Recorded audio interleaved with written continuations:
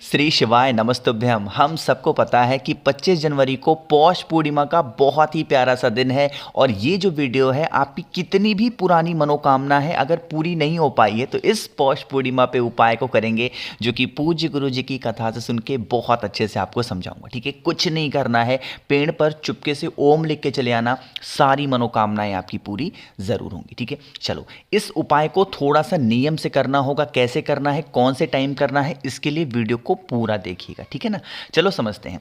सबसे पहले समझो कि वो ओम हमें लिखना कहां पे है और कौन से पेड़ पे लिखना है। समझो यहां पे दो ऑप्शन आपके पास में होते हैं। ठीक है, पौष पूर्णिमा के दिन सुबह से लेकर के शाम तक के टाइम पे चाहे आपके घर के आसपास में आंवले का पेड़ हो या फिर आपके घर के आसपास में किसका पेड़ हो, बेल का पेड़ हो। ठीक है, इन दोनों पेड़ों में से किसी भी एक पेड़ के नीचे जाना। ठीक, उन पेड़ों के नीचे जाके आपको लेना होगा इस तरीके से एक बेलपत्र, बहुत ही प्यारी सी सुंदर सी। ठीक है, बेलपत्र को लेना, साथ ही साथ अपने साथ आप लाल चंदन भी लेना। ठीक है, उसका गाढ़ा सा पेस्ट बनाना और उसी लाल चंदन से इस बेलपत्र पर आपको एक ओम लिखना है। कैसे मैं लिख रहा हूं ना, इसी तरीके से एक ओम का निर्माण करना। ठीक है, अब आप चाहे बेल पेड़ के नीचे खड़े हो या फिर आंवले पेड़ के नीचे खड़े हो, वहां पर इस ओम लिखे हुए बेलपत्र को नीचे रख देना। ठीक है, जब आप नीचे रखोगे चंद्रमौली महादेव का ध्यान करोगे। उपाय कब कर रहे हो, पूर्णिमा तिथि पे। तो कौन से महादेव का नाम, चंद्रमौली महादेव का नाम लेकर के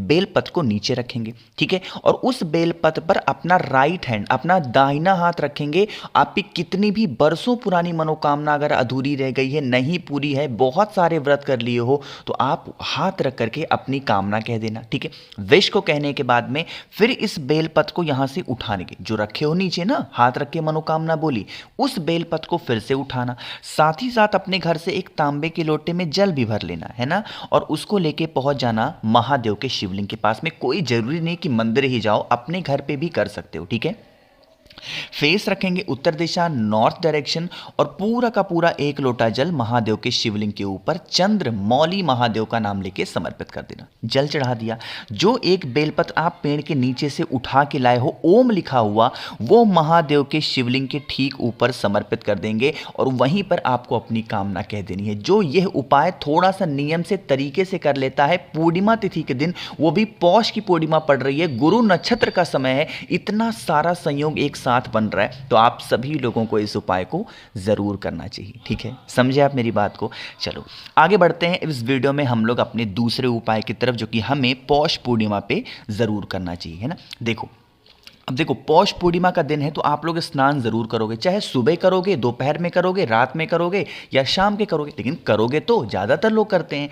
तो जब आप पौष पूर्णिमा के दिन स्नान करो, सुबह से लेकर के रात तक के टाइम पे कभी भी, तो आप क्या करेंगे, सबसे पहले जिस भी बाल्टी में स्नान करोगे उसमें गंगा जल जरूर डालोगे। पहला काम तो यही करना है, गंगा जल डालना। आप कहोगे भैया गंगा जल तो डाल लिया, उसके बाद हम क्या करेंगे, गंगा जल डालने के बाद आप स्नान कर लो, जब भी स्नान करो, और उसके बाद में शाम के टाइम पे, सुबह नहीं, नहाया मान लो भले सुबह, लेकिन कब, शाम के टाइम पे महादेव के मंदिर में, किसी और मंदिर में नहीं, महादेव के ही मंदिर में, जो भी वहां पे ब्राह्मण देवता हो, जो भी वहां पे पुजारी हो, जो भी वहां पे पंडित जी हो, उनको पीली चीज दान करनी है, कोई और चीज नहीं, कोई भी पीली चीज, दाल दे दो, गुड़ दे दो, कुछ भी पीला चीज, रुमाली दे दो पीला, बट पीले चीजों का दान करना है आपको। गुरु नक्षत्र का भी समय है इसी पौष पूर्णिमा पे, ये भी चीज आप समझिएगा, पुष्य नक्षत्र जिसको बोलते हैं वो भी पड़ रहा है, तो आप सभी लोग दान करेंगे।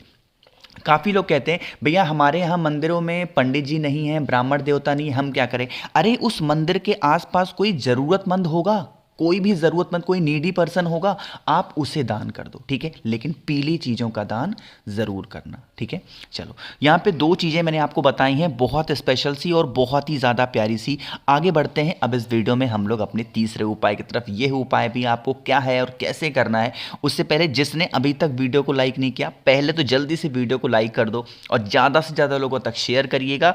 और जितने भी भाई बहन मेरी आवाज को पहली बार सुन रहे हैं, चैनल को जरूर सब्सक्राइब करेंगे। ठीक है, चलो अब सबसे पहले आपको समझा दूं कि अगर ये तीसरा उपाय आप करने जाओगे तो इससे फायदा क्या होगा। ठीक है, इसके 3 फायदे आपको गिना दे रहा हूं, एक ही उपाय में 3 फायदे आपको मिलेंगे। ठीक है, पहला सबसे बड़ा फायदा तो होगा जो कि आज की मेरी बहुत सारी बहनें परेशान हैं क्रोध की वजह से, भैया हस्बैंड चिल्लाते बहुत हैं, बच्चे चिल्लाते बहुत हैं, तो उससे आपको छुटकारा मिलेगा। दूसरा, अगर आप पे घर में बरकत नहीं होती, बरकत का मतलब कोई भी चीज़ की बढ़ोतरी नहीं हो रही है, ना ही पैसे आ रहे हैं घर में, ना ही सुख शांति घर में आ रही है, पूरा परिवार परेशान है, उसके लिए। और तीसरा, अगर कोई भी बीमारी आप पे घर में पहुंच चुकी है, पीछा नहीं छोड़ रही है, तो भी उस उपाय को आपको ज़रूर करना। ठीक है, स्पेशल है, समझिएगा। यहाँ पे जानबूझ करके मैंने ऐसी फोटो लगा रखी है ताकि आप कंफ्यूज ना हो। कोई सा भी एक फूल ले लो, कोई भी एक फूल जो आपके घर के आसपास में आसानी से मिल जाए, लाल पीला हरा नीला जो भी मिल जाए। ठीक है, ले लिया, उसको लेंगे,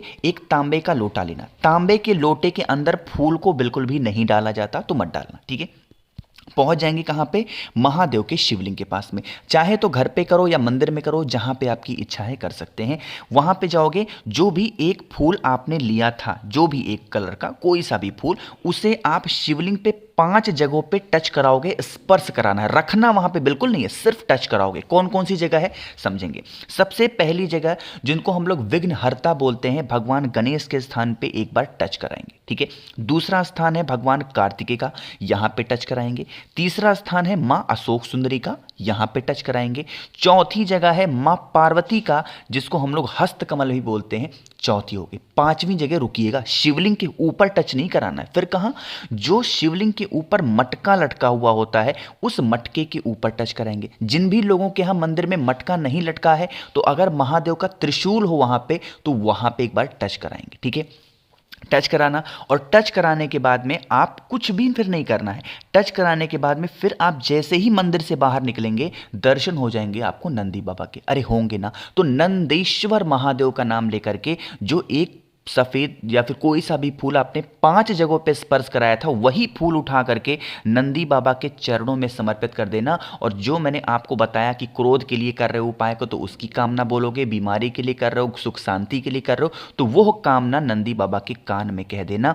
इस पौष पूर्णिमा पे करना, अगली पूर्णिमा आएगी ना, आपको खुद फर्क नजर आएगा कि वो जो मैंने एक उपाय किया था फूल वाला, वो मेरा कितना ज़्यादा असरदार हुआ है। ठीक है, इस उपाय को करने के लिए कोई व्रत वगैरह की ज़रूरत नहीं है, सुबह दोपहर शाम रात पूर्णिमा के दिन कभी भी इस उपाय को आप कर सकते हो। ठीक है, समझे। चलो, तो यहाँ पे हम लोगों ने 3 उपाय की बात कर ली है। अब कहोगे भैया क्या सिर्फ फूल ही चढ़ाना है, कुछ और? अरे कुछ सब कुछ कर सकते हो, जो भी चढ़ाना है, बट उपाय करते टाइम पे इस चीज़ों का ध्यान रखेंगे, है ना।